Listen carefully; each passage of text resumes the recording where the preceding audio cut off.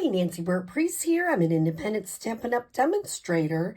And here's all my contact information, my February host code, that's important. And my Facebook, my YouTube, my Pinterest. I finally added more cards. So check those out. And if you don't have an independent demonstrator, I'd love to be yours. So what are we going to make today? I saw this card. I tweaked it a little bit, but Lee Ann Graff did this at the beginning of January. And I really liked it. It's a very simple technique. It's mainly just stamping, and it's using the Celebration set Beautifully Happy, which is only here until the end of February. It's really nice. You purchase $100 in product, and you get to choose this set for free. So I love the sayings, I love the font, and it's really fun to work with. So this is the card we're going to make today. So the first thing we need is a piece of Blackberry Bliss, which is 4 1/4 by 11, scored at 5 1/2. Then you need 2 pieces of basic white, 4 by 5 1/4. So we'll start with this one first. And what we're going to use is some of our Stampin' Up masking paper. I left it long, but I'm going to kind of line this up, as you can see. And this one is a 1/2 inch. So a couple things about masking paper. You think that it's this part, this lighter part, but it's really the heavier part. I'm kind of putting it on my shirt to get it a little bit less tacky, because it's really tacky. And then I'm going to start about there. I'm lining it up with that first line so that I know it matches. Okay. So I've cut it at an inch. Then this one I cut at 2 1/4 inch, I think. I'm pretty sure it's 2 1/4. Same thing. The heavier part is the part that you're actually going to use as a masking tape. You notice I kind of put it on my shirt and it just kind of takes a little bit of it off. And I'm going to put that all the way over to the edge. So I'm making sure that's covering the edge as close as I can. If it's not 100% perfect, it's okay. Something is not right. Do you like when I do stuff like that? So I'm going to show you how easily this pulls up. Notice it doesn't hurt the paper one bit. And I can use it again. Did anybody notice what I did wrong? I have to line this up on the edge too. Golly gee, good thing I have the card right here so I can look at it. Yeah, that was wrong. So the beautiful thing is it's masking paper and it comes up like no problem. Now, I don't think this is completely straight. Of course not, because I'm on camera. Can't be straight on camera. So you got to make sure. And look how many times I'm putting this down. Just making sure that is as straight as I can get it. Does that look relatively straight? Yeah, I'm not great at this. Let me look. Nope, it's not straight. So I'm going to take this one up a little bit. Good thing I don't do this for a living, right? Let's see. Trying to get this is the hardest part of this card. Trying to get it straight. And, some people use rulers. We have this beautiful grid paper. I like to use it. And that one, totally, okay, this is a great experience for all of us. What did I do wrong? I pulled it up too fast. And so here's the beautiful thing. Pushing that down, taking this down, because you can use this. Now I don't care if it rips. I'm going to leave this in so you can see we all make boo-boos. Turn it over. Line her up again. Maybe I'll start with this side. See if I can get this a little bit. You notice I ripped it too. Just having a great time on camera here. All right. I don't care if it looks a little bunchy over here because I'm going to be picking it up.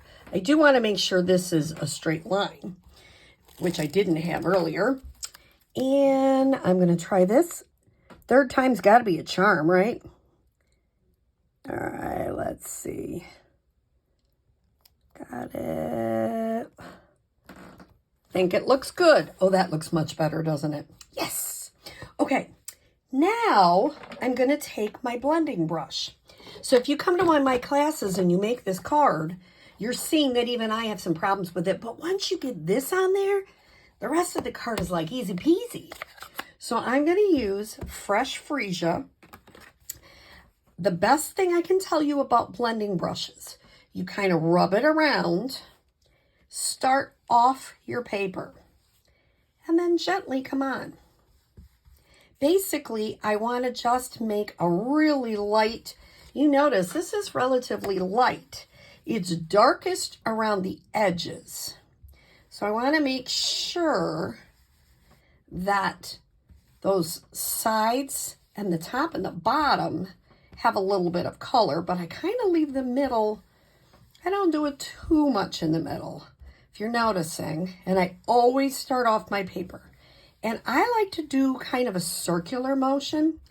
Doesn't mean you have to. Just means that's what I like to do with it. Okay. Now, it depends on, the darkness is totally up to you. Personal preference. Some people like it dark, dark, dark. Some people don't. Some people, I don't know. It's a personal preference. So now I'm done with Fresh Freesia for a moment.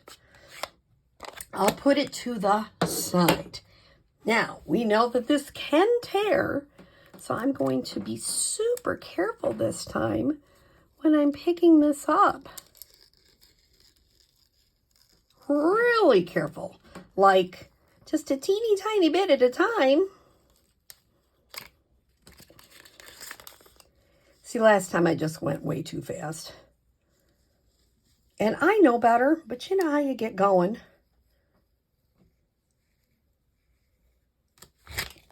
Voila!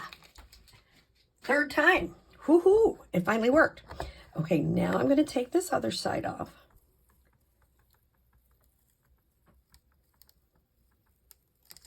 And there we go. And that's just something on my paper that's not on this, actually. So we've got the basics of our card. Now, this is a two-step stamping, and I really like this card. I thought I'm doing a few different colors, a few different tips from Lee Ann, but I'm pretty much using her idea, which I think is great.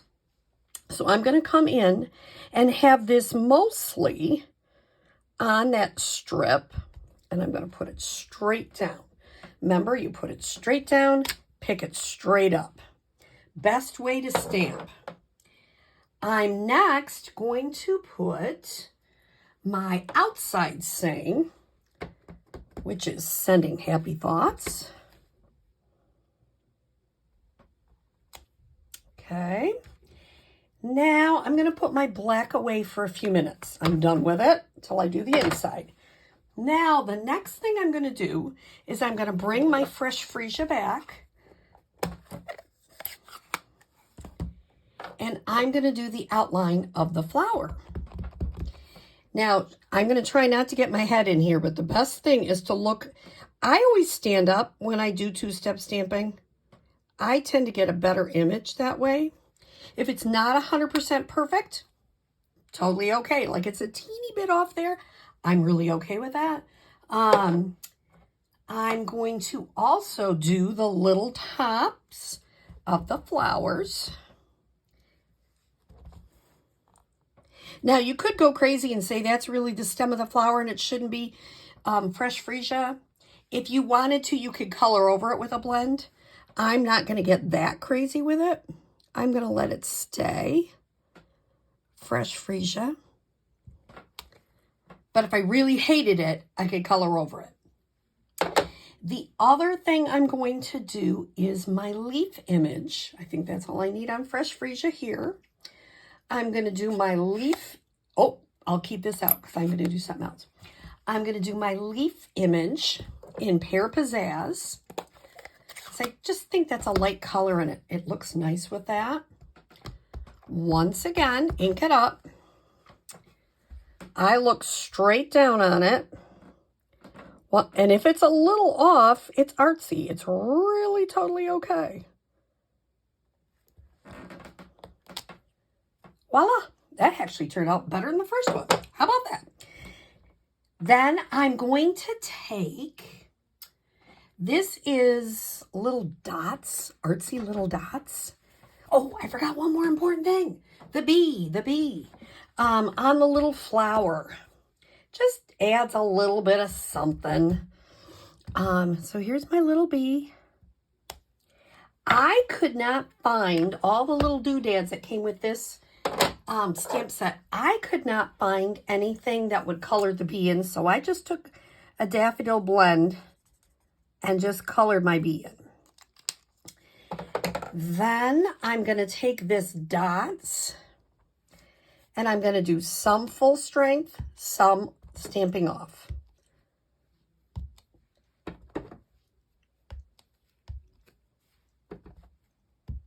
Is there a rhyme or reason on that? Nope. I'm just kind of doing it.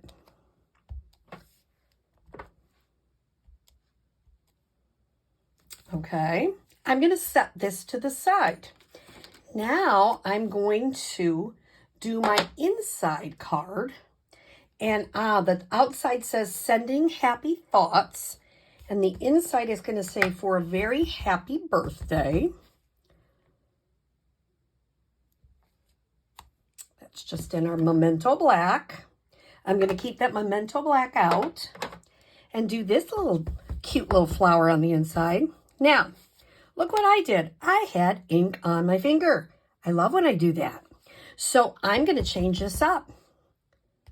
I'm going to put a flower there, and I'm going to put a flower there, and I'm going to put a flower there. Now nobody knows that I totally goofed that up, and I make mistakes all the time.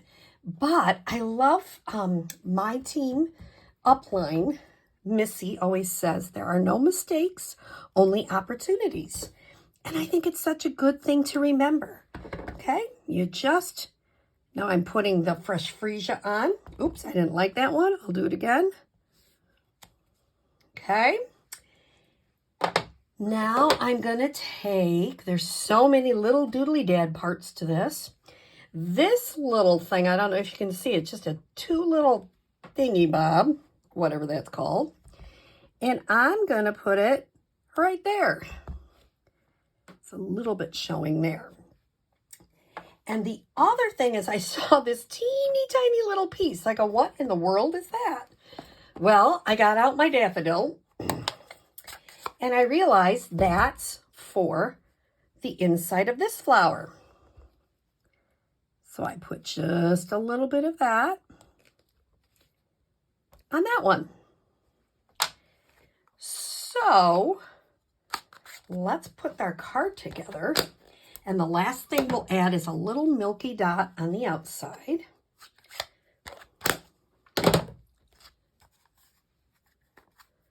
You know, I don't know about you, but I always put, if you're in one of my classes, people are like, I'm not done with that. I'm constantly putting ink pads away. And you know the reason? Because I have dropped, I can't tell you how many cards in my open ink pad. And I was almost done with it. And I got ink all over it. So I put them away right away, mainly because I tend to drop stuff. Okay. There's our outside. Here's our inside.